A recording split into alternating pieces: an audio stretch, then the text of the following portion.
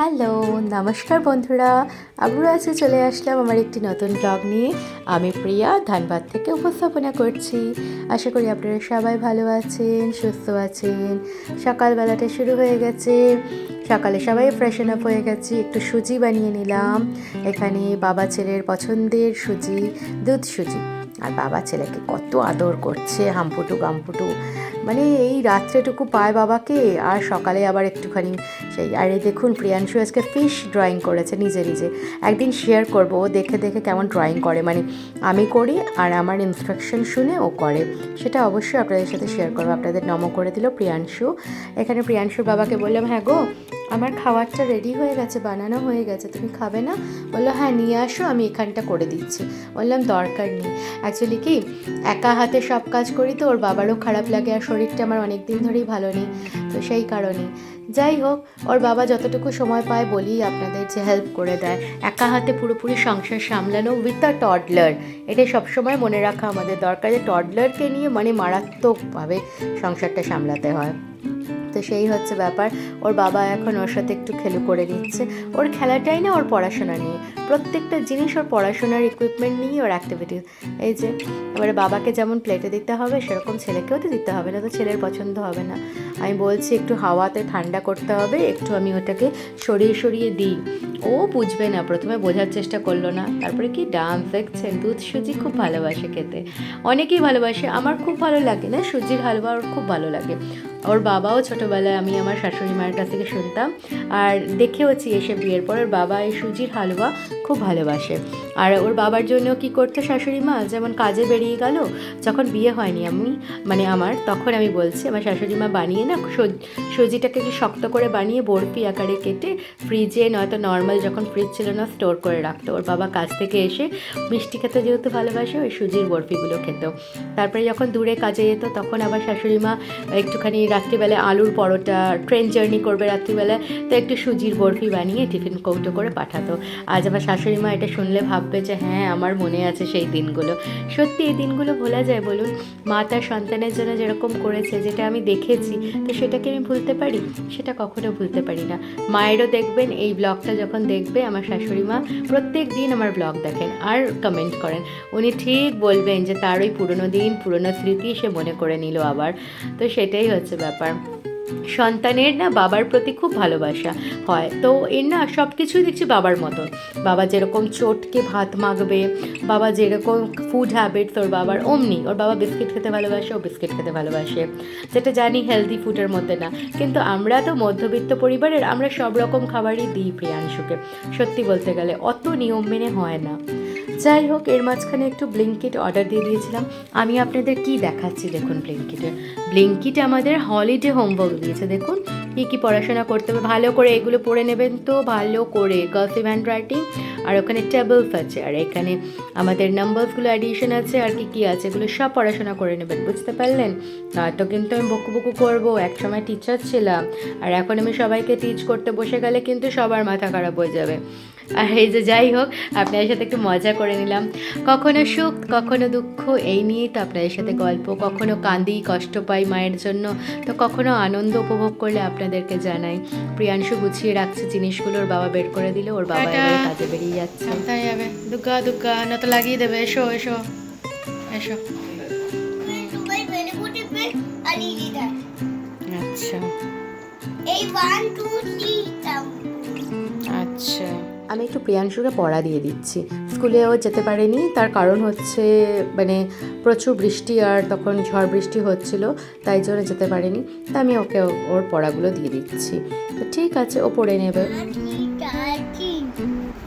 তারপর একটা 1 2 3 4 5 6 7 8 9 10 11 12 13 14 15 16 17 117 আছে। হ্যাঁ লেখো, 1717 আছে তো লেখো।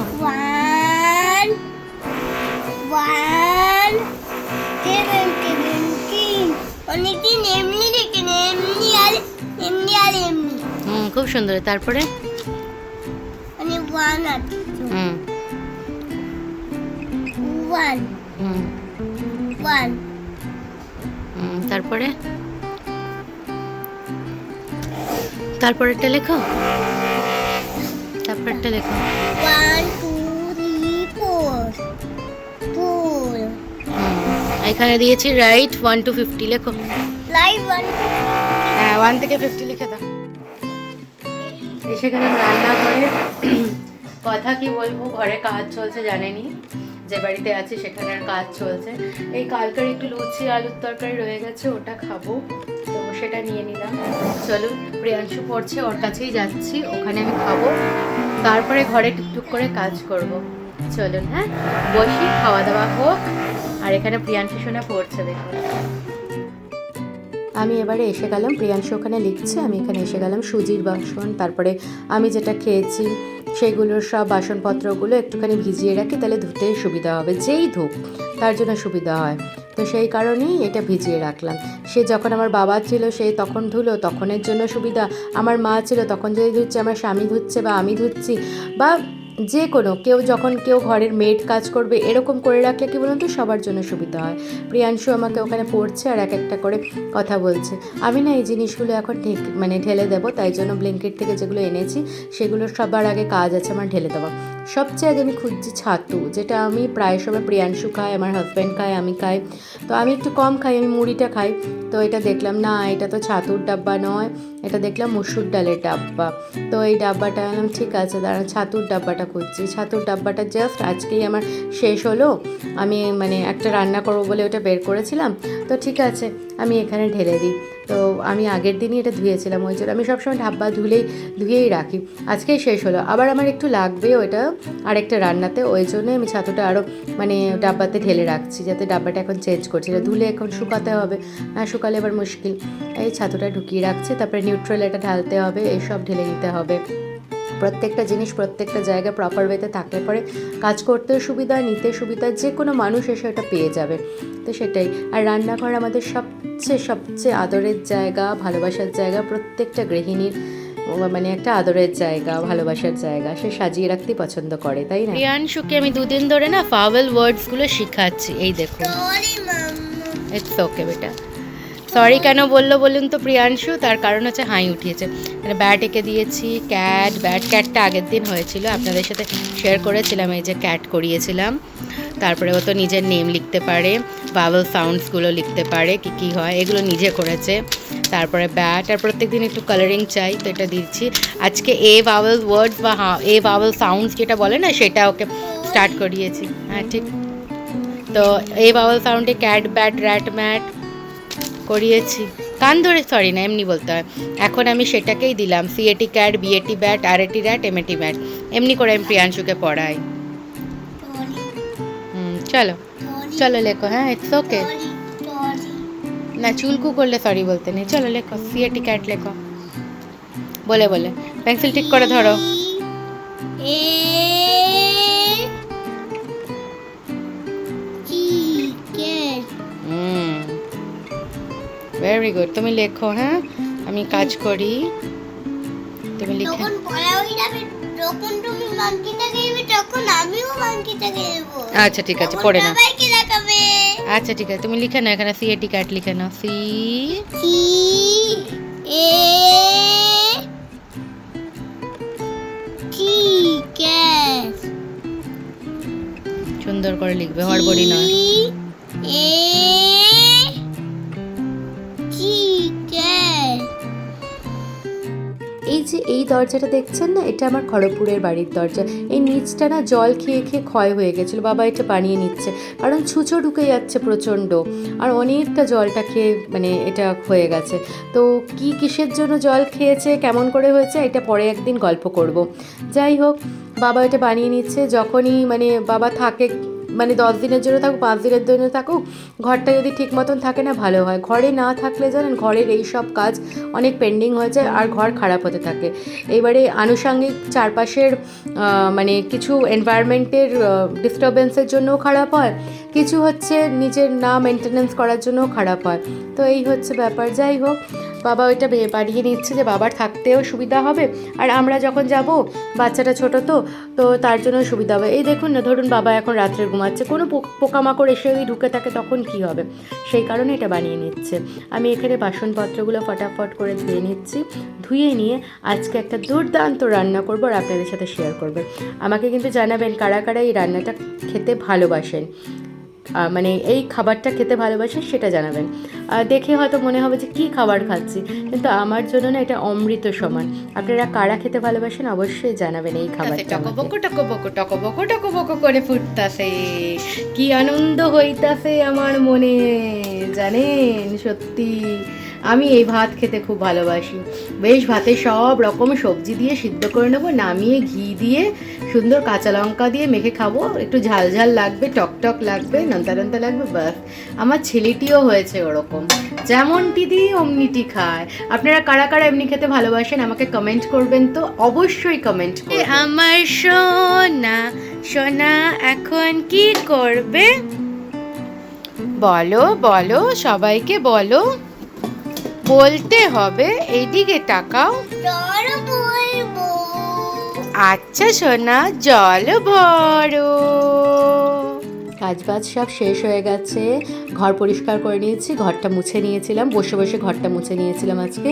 মুছে নিয়ে প্রিয়াংশুকে স্নান করিয়ে নিয়েছি, নিজে ফ্রেশন আপ হয়ে গেছি, এসে সিঁদুর টিঁদুর পরে নিলাম। ভাতটা হয়ে গেছে জানেন, ভাতের মাঠটা গালা হয়নি, এবারে যাবো মাঠটা গালবো, গেলে নিয়ে তারপরে খেতে বসবো। এই যে আপনাদের হাই নমো করে দিলাম, আমিও বড়দের প্রণাম জানিয়ে দিলাম।